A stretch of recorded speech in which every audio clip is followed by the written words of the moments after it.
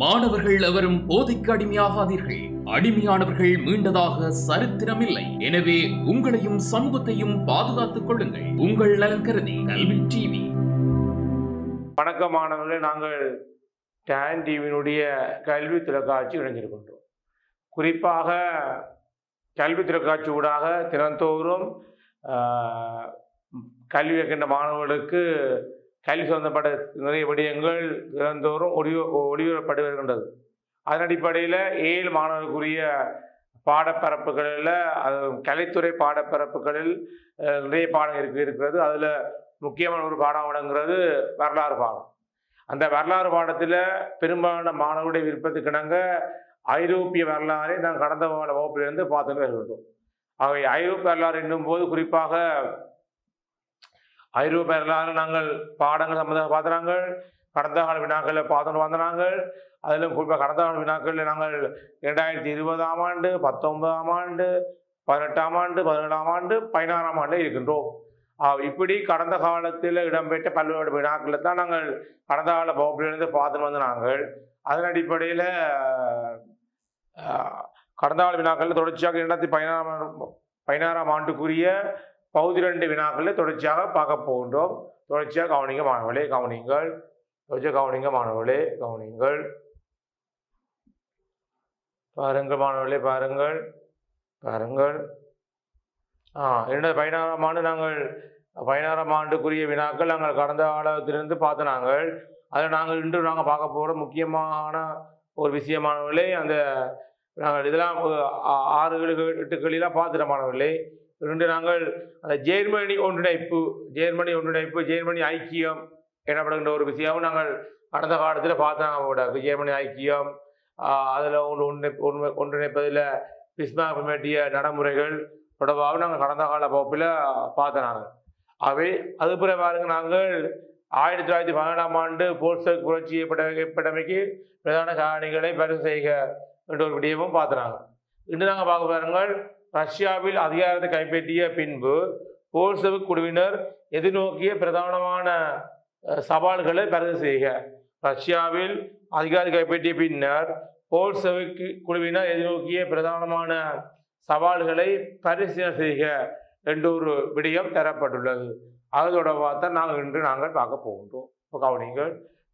ரஷ்யாவில் அவங்களுக்கு ரஷ்யாவானது பல்வேறுபட்ட நிலப்பரப்புகளாக பிரிந்து காணப்பட்டதாகவும் ரஷ்யாவில் உணவு, நிலம், சமாதானம் என்ற அடிப்படையில் புரட்சி இடம்பெற்றதாகவும் அந்த புரட்சியின் வெளிப்பாடாகத்தான் பிற்காலத்தில் ரஷ்யாவில் போல்செவிக்குகள் ஆட்சி கைப்பற்றதாகவும் ரஷ்யாவில் 1917ஆம் ஆண்டு போல்செவிக் புரட்சி ஏற்பட்டதற்கான காரணம் பார்க்கணும். அந்த புரட்சியை பின்பு ஆட்சி கைப்பற்றின போல்செவிக்குடைய செயற்பாடை பற்றி தான் நாங்கள் பார்க்க போகின்றோம். பாருங்கள், 8வது பாருங்கள், 8வது பாருங்கள், 8வது பாருங்கள், 8வது பாருங்கள், 8வது பாருங்கள், 8வது பாருங்கள். அது பாருங்கள், நீண்ட கால பின்னணி. அதாவது ரஷ்யாவில் சார் மன்னருக்கு எதிராக இடம்பெற்ற புரட்சியில இந்த நீண்ட கால அடிப்படையிலான காரணங்களும் இந்த புரட்சிக்கு வித்திடப்பட்ட காரணங்கள் பார்க்கலாம். பாருங்கள், நீண்ட கால அடிப்படை பாருங்கள். சர்வதிகார சார் நிர்வாகம் காணப்படுகின்றது. விவசாயிகள் மற்றும் ஏனைய சமூக பிரிவினரின் மோசமான பொருளாதார நிலை காணப்பட்டுகின்றது. அதோட 1904, 1905ஆம் ஆண்டு ரஷ்யா ஜப்பான் சண்டையில் ரஷ்யா தோல்வி அடைந்திருந்தமை பார்த்தனாங்க. 1905ஆம் ஆண்டு புரட்சி பார்த்தனாங்க. இப்படி இருக்கின்றது. இவ்வாறு தான் இது தரப்பட்ட விடயமாக பார்க்கப்படுகின்றது. பாருங்கள், சர்வதிகார சார் நிர்வாகம் எனப்படுகின்ற ஒரு முறை காணப்பட்டிருக்கிறது.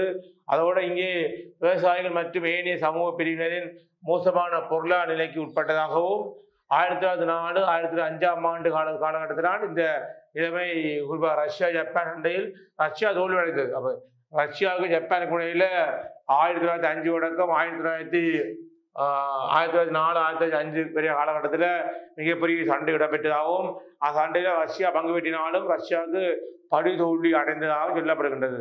படுதோல்வி அடைந்ததால நிறைய பொருளாதார ரீதிய இழப்புகளும் வர்த்தக ரீதிய இழப்புகளும் ஏற்பட்டதாகவும் சொல்லப்படுகின்றது. ரஷ்யாவில் ஏற்பட்ட அழிவுகள் பிற்காலத்தில் பல அழிவுகளுக்கு வித்திட்ட தன்மையை நாங்கள் காணக்கூடியதாக இருக்கின்றது. ஒரு முக்கியமான நிகழ்வு பார்க்கிறாங்க.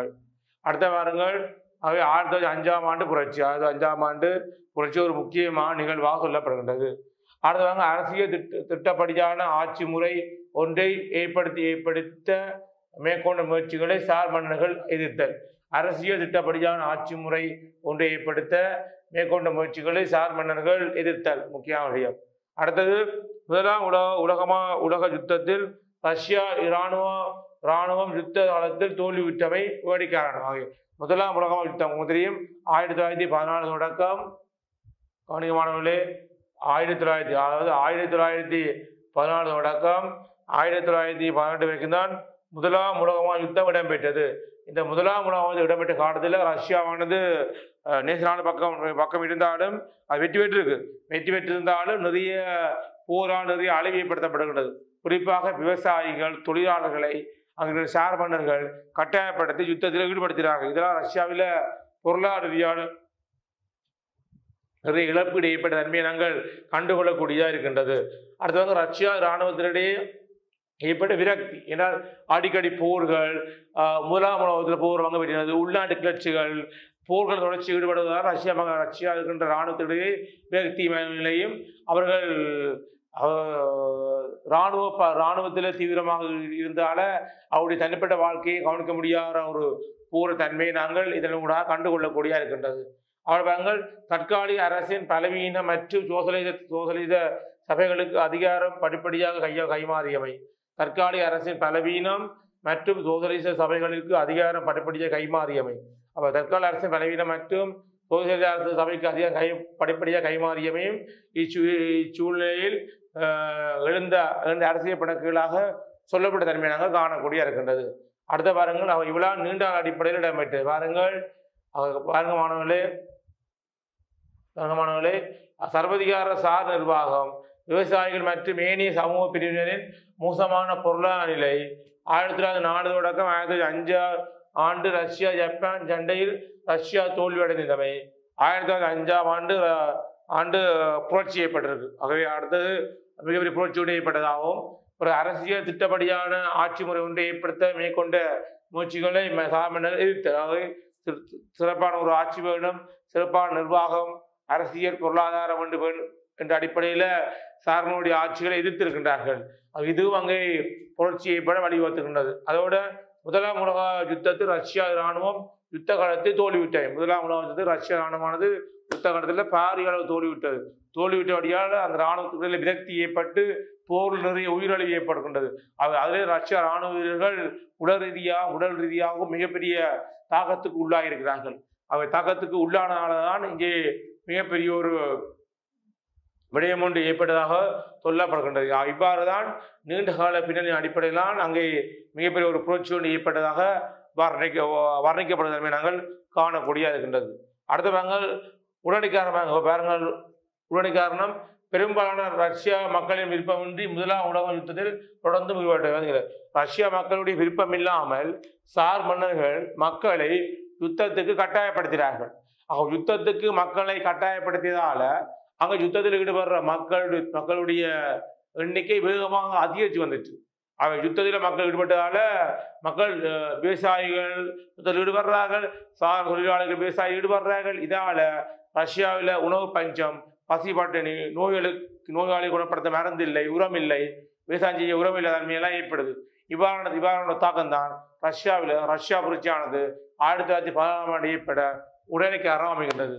அடுத்த பாருங்கள், தற்காலிக அரசின் பலவீனம் மற்றும் சோசலிச சபைகளின் அதிகாரம் படிப்படியாக கைமாறியமை. சார்மனுடைய பலவீன ஆட்சியையும் அவர்கள் பிறவுகளுக்கும் கிறிஸ்தவ பாதிமார்களுக்கும் முக்கியத்துவம் கொடுத்தவை.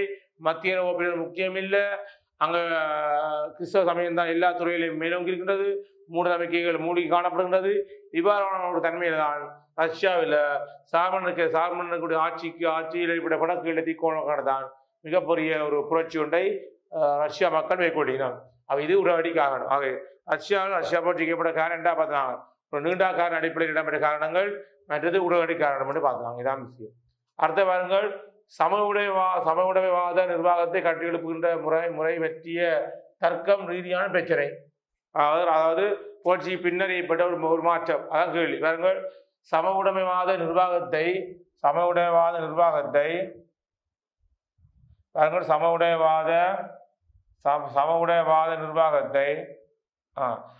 உடையவாத நிர்வாகத்தை கட்டியெழுப்புகின்ற முறை பற்றிய தர்க்க ரீதியான பிரச்சனை ஏற்படுகின்றது. அதொன்று. அடுத்த பாருங்கள், போல்செவிக் அணியினரின் பலத்தை உறுதிப்படுத்தும் வகையில் அரசியல் திட்டத்தை அமைத்தல். பெல்செவிக் 2 கட்சி கூட்டம் இருக்கின்றதாகவும் போல்செவிக் அணியினர் பலத்தை உறுதிப்படுத்தும் வகையில் அரசு திட்டத்தை அமைத்திருக்கின்றோம். அதோட எதிர்ப்புரட்சியாளர்களின் எதிர்ப்பு மற்றும் உள்நாட்டு யுத்தம் அங்கே ஏற்படுகின்றது. அதோட வெளிநாட்டு அச்சுறுத்தல் தாக்கத்தால கூட இங்கே குறிப்பாக ரஷ்யாவில் இடம்பெற்றுகின்றது. அதோட ஜேர்மனுடன் சமாதானம் செய்து யுத்தத்தை நிறுத்துகின்ற ஒரு தன்மையும் இங்கே இடம்பெறுகின்றது. ஏன்னா ஜேர்மனோட முதலாம் உலகத்தில் பங்கு பெற்றது மட்டும் இல்லாமல் அங்கே ஜேர்மனோட பிற்காலத்து சமாதானமான நிலையை ஏற்படுத்தப்பட்ட ஒரு தன்மையாக காணப்படுகின்றது. அதோட பொருளாதார நெருக்கடி மற்றும் பொருளாதாரத்தை கட்டியெழுப்புகின்ற நிலைமையும் அங்கே ஏற்படுகின்றது. என்றால் 1914ஆம் ஆண்டு ஏற்பட்ட புரட்சியாலேயும் முதலாம் உலக யுத்தத்தில் ரஷ்யா பங்கு பெற்றினாலேயும் பொருளாதார ரீதியாக பல விவசாயம் மற்றும் வர்த்தகம், கைத்தொழில், உள்நாட்டு பொருளாதாரம் பாதிக்கப்பட்டிருக்கின்றது. வெளிநாட்டு வர்த்தகம் தடைப்பட்டிருக்கின்றது. இதெல்லாம் கட்டியெழுப்ப வேண்டிய தேவை ஏற்படுவதுதான் அங்கே இப்படிப்பட்ட ஒரு முடியும் ஏற்பட்டிருக்கின்றது. பாருங்கள், புரட்சி பாருங்கள் என்ன நடந்த பாருங்கள், சமய நிர்வாகத்தை கட்டியெழுப்புகின்ற முறை பற்றிய தர்க்க ரீதியான பிரச்சனை, போல்செவிக் அணியினரின் பலத்தை உறுதிப்படுத்தும் வகையில் அரசு திட்டத்தை அமைத்தல், எதிர்ப்புரட்சியாளர்களின் எதிர்ப்பு மற்றும் உள்நாட்டு யுத்தம், வெளிநாட்டு அச்சுறுத்தல்கள், ஜேர்மனுடன் சமாதானம் செய்து யுத்தத்தை நிறுத்தியவை, பொருளாதார நெருக்கடி மற்றும் பொருளாதாரத்தை கட்டியெழுப்புதல். இவ்வளவு தான் அங்கே சார்பனுடைய ஆட்சி பிறகு அங்கே ஏற்பட்ட முக்கியமான ஒரு மாற்றமாக சொல்லப்படுவதன்மையாக காணலாம். இவ்வாறு முக்கியம். ஆகவே 1917ஆம் ஆண்டு புரட்சி பார்த்தனாங்கள், அது ஒட்டிக்கொண்ட போல்செவிக் புரட்சியுடைய தன்மை பார்த்தனாங்கள். இப்போ பாருங்கள் 8வது கேள்வி பார்த்து முடிச்சிட்டோம். அடுத்த 9வது கேள்வியை பாருங்கள். குறிப்பாக 9வது கேள்வி பாருங்க மாணவர்களே, குறிப்பாக சிறுகுறிப்பு பாருங்கள். பகுதி A அல்லது பகுதி B என்பதற்கு மட்டும் எழுதுக. 2ஆம் உலகப் போரின் பிரதான விளைவுகள் A எழுதணும். அல்லது சிறுகுறிப்பில் பாருங்கள்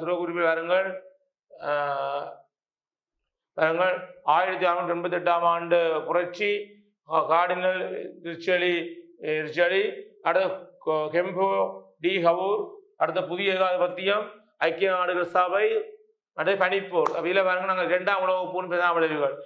ஐரோப்பியாவிலே ஏற்பட்ட யுத்தத்தில் 2ஆம் உலகப் முக்கியமானது. முதலாம் உலகப் போர் முடிஞ்ச பிறகு மீண்டும் ஒரு அழிவு ஏற்படக்கூடாது என்பதற்காண்டி தான் சர்வதேச உருவாக்கப்பட்டிருக்கின்றது. ஆனால் அதுக்கு பிறகுதான் இந்த 2ஆம் உலகத்தை ஏற்பட்டதாக சொல்லப்படுகின்றது. குறிப்பாக கவனிங்கள் மாணவர்களே, கவனிங்கள்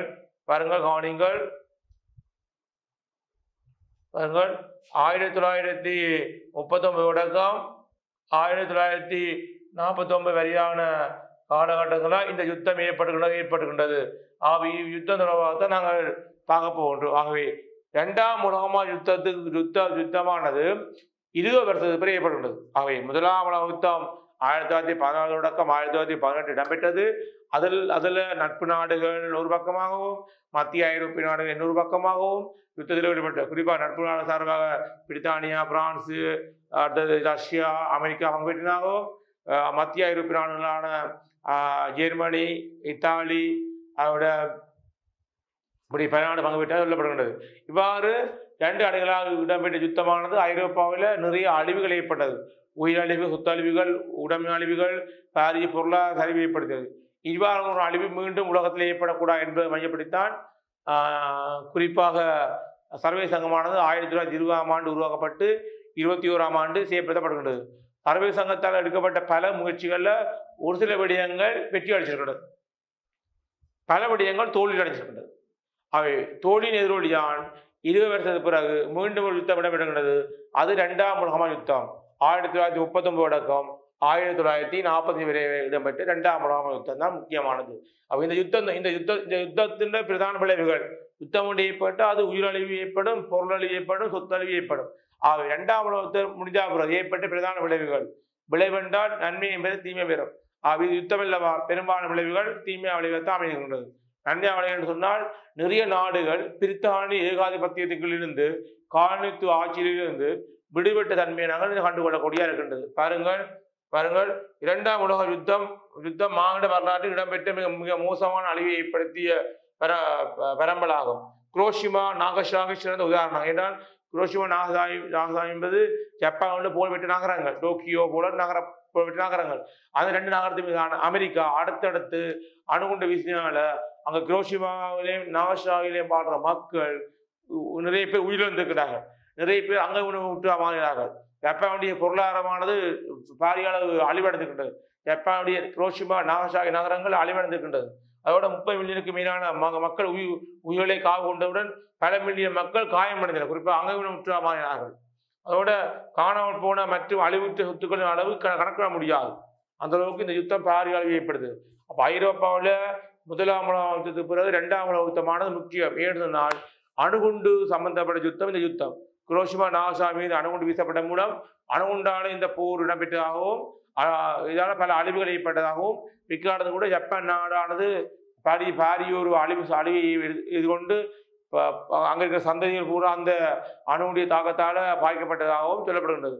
ஆனால் அவ்வாறு இருந்தாலும் இன்று ஜப்பானுடைய உற்பத்தி பொருட்களால் பல நாடுகளுடைய வர்த்தக பொருட்களாக இருக்கின்றது. ஜப்பான் சாக்லேட் வந்திருக்கின்றது. ஜப்பான் பொருட்கள்லாம் இப்போ எல்லா இடங்களிலுமே நிறைய இருக்கின்றது. அதை நீங்கள் கவனிச்சா ஜப்பானுடைய வளர்ச்சி அவ்வளவா வளர்ச்சி.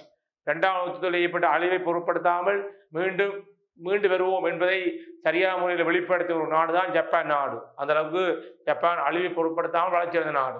அடுத்த பாருங்கள், உலக அதிகார நிலையில் மாற்றத்தை ஏற்படுத்தியது. குறிப்பாக இதுவரை உலக வல்லரசாக விளங்கிய பிரித்தானியா, பிரான்ஸ், ஜெர்மனி போன்ற நாடுகள் பின் செல்ல USA, ஐக்கிய அமெரிக்கா, USSR, ரஷ்யா என்பன உலக வல்லரசாக மாறினார். உலக அளவும் பிரித்தானியா, பிரான்ஸு, மற்றது ஜெர்மனி எல்லாம் முதலாம் யுத்தம் முடிஞ்ச பிறகு ஒரு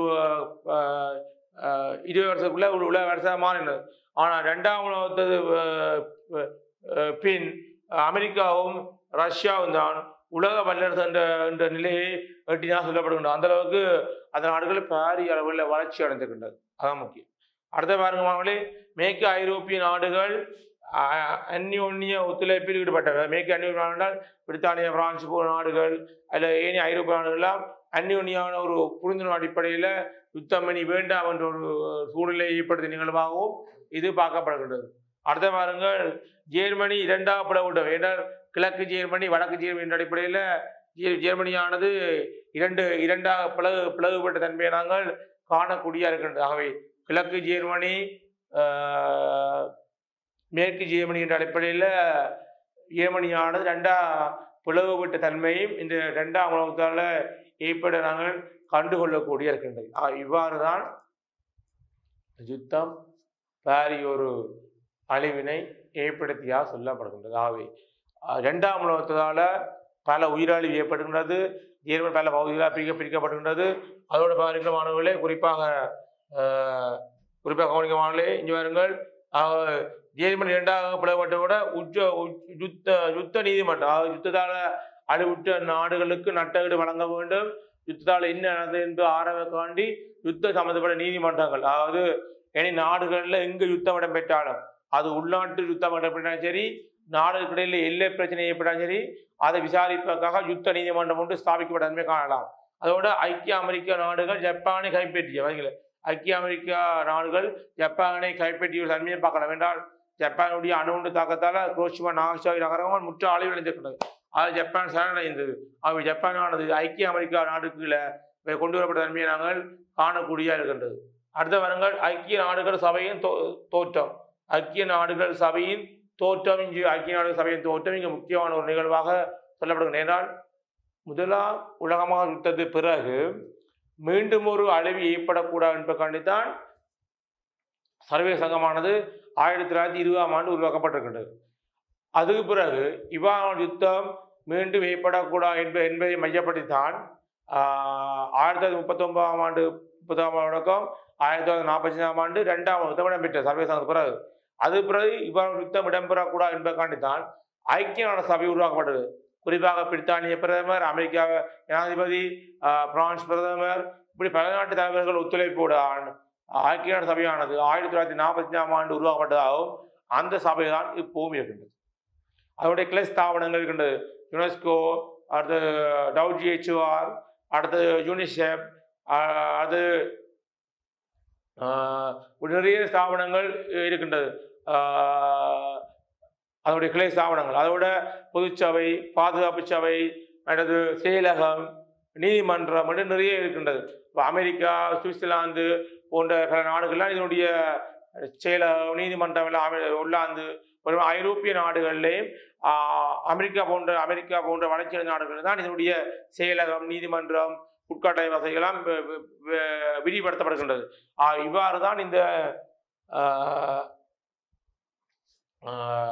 ஐக்கிய நாடு சபையுடைய கிளை ஸ்தாபனங்களால் அமைந்திருக்கின்றது. ஆகவே இரண்டாம் உலக யுத்தத்துக்கு பிறகு மீண்டும் ஒரு யுத்தத்தை உலகம் தாங்கக்கூடாது என்பதற்காண்டித்தான் இந்த ஐக்கிய நாடு சபை உருவாக்கப்பட்டது.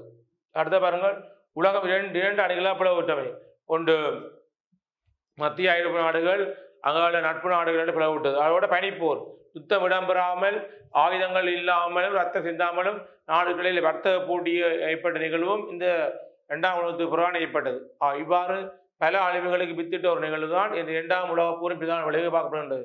பாருங்கள், இரண்டாம் உலக யுத்தம் மானிட வரலாற்றில் இடம்பெற்ற மிக மோசமான அழிவை ஏற்படுத்திய பரம்பலாகும். குரோஷிமா, நாகசாகி சிறந்த உதாரணங்களாகும். 30 மில்லியனுக்கு மேலான உயிர்களை காவு கொண்டவுடன் பல மில்லியன் மக்கள் காயமடைந்தனர். காணாமல் போன மற்றும் அழிவுற்ற சொத்துக்களின் அளவு கணக்கிட முடியாது. பார்த்தீங்களா, உலக அதிகார நிலையில் மாற்றத்தை ஏற்படுத்தியது. இதுவரை உலக வல்லரசாக விளங்கிய பிரித்தானியா, பிரான்ஸ், ஜெர்மனி போன்ற நாடுகள் பின் செல்ல USA மற்றும் USSR என்பன உலக வல்லரசாக மாறின. மேற்கு ஐரோப்பிய நாடுகள் அந்யோன்ய ஒத்துழைப்பில் ஈடுபட்டமை. ஜெர்மனி இரண்டாக பிளவடைந்தமை. அதோட யுத்த நீதிமன்றம். அதோட பாருங்கள், ஐக்கிய அமெரிக்க நாடுகள் ஜப்பானை கைப்பற்றியவை. ஐக்கிய நாடுகள் சபையின் தோற்றம் முக்கியமான ஒரு மாற்றம். அதான் இப்போ இருக்கிறது. 2 அணிகளாக நாடுகள் பிளவுற்றவை. பணிப்பு தான் முக்கியமாக. சிறுவிப்பில் சிறுவிப்பு முதல் இதை பார்த்துக்கலாம். நீங்கள் A பகுதி எடுக்கலாம் அல்ல B பகுதி எடுக்கலாம். நாங்கள் இப்போது B பகுதி பார்க்க போகிறோம். A பகுதி முடிச்சு பாருங்கள். 1688ஆம் ஆண்டு புரட்சி. பாருங்கள், ஒலிவர் குரோமெல்லின் மக்களாட்சி நிறைவேற்ற பின் 1660ஆம் ஆண்டு மீண்டும் நிலையாட்டப்பட்ட இந்த இரண்டாம் சார்ல்ஸ் அரச பதவியேற்றவுடன் சர்வாதிகார நிர்வாகத்தை மேற்கொள்ள முனைதல்.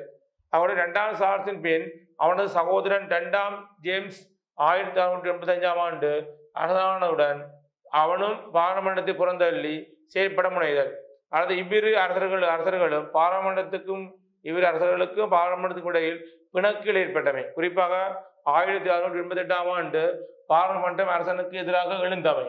அவருடைய 2ஆம் ஜேம்ஸ் சிம்மாசனிலிருந்து இறக்கப்பட்டு பாராளுமன்றம் ஒரேஞ்ச் வில்லியம் மேரி சம்பையினரை பாராளுமன்றம் வரவழைத்து அரசாட்சியை ஒப்படைத்தது.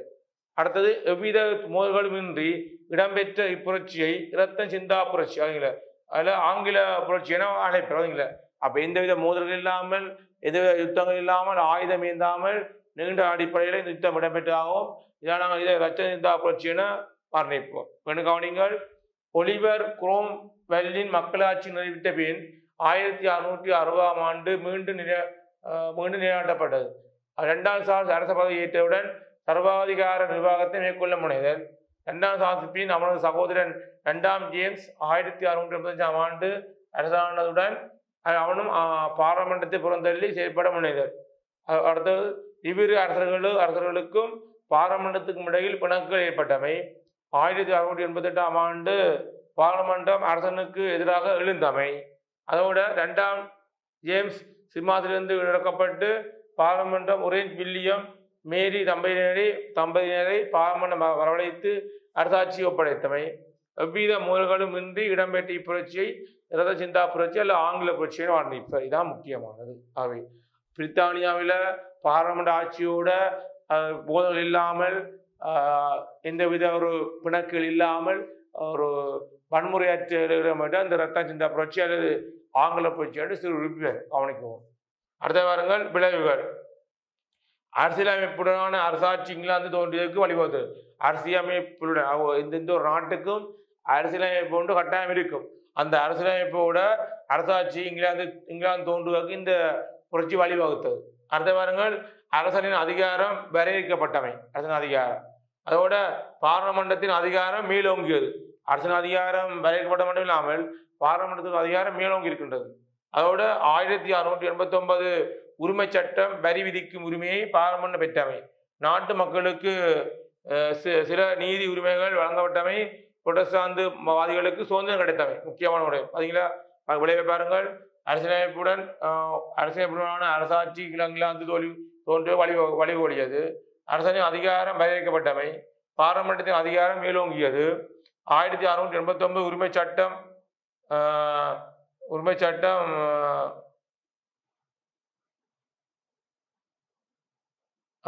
உரிமை சட்டம் வரி விதிக்கும் உரிமையை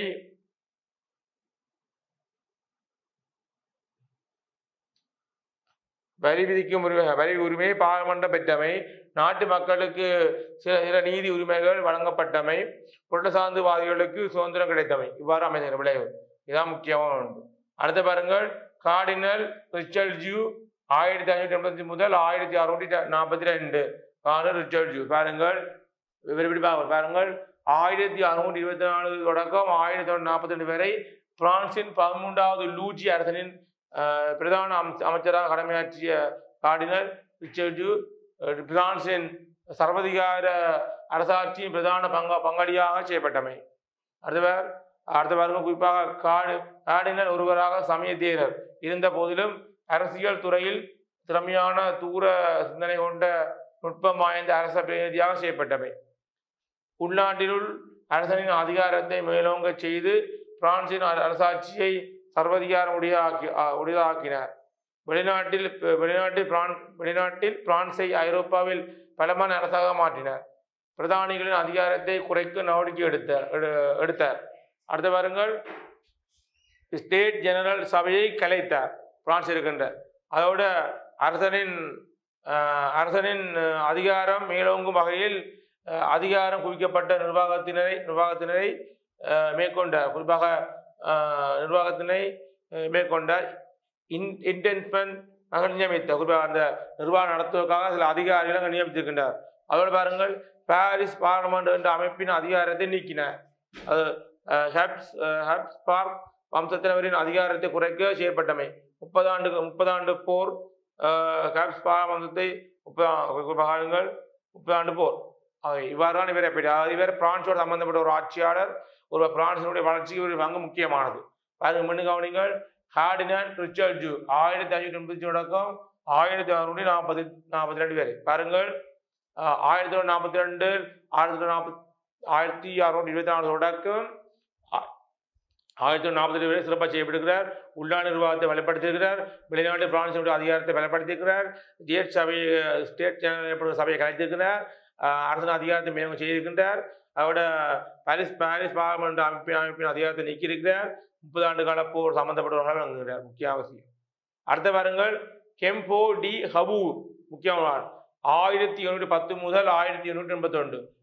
கெம்போ டி கபூர் 1810 முதல் 1881.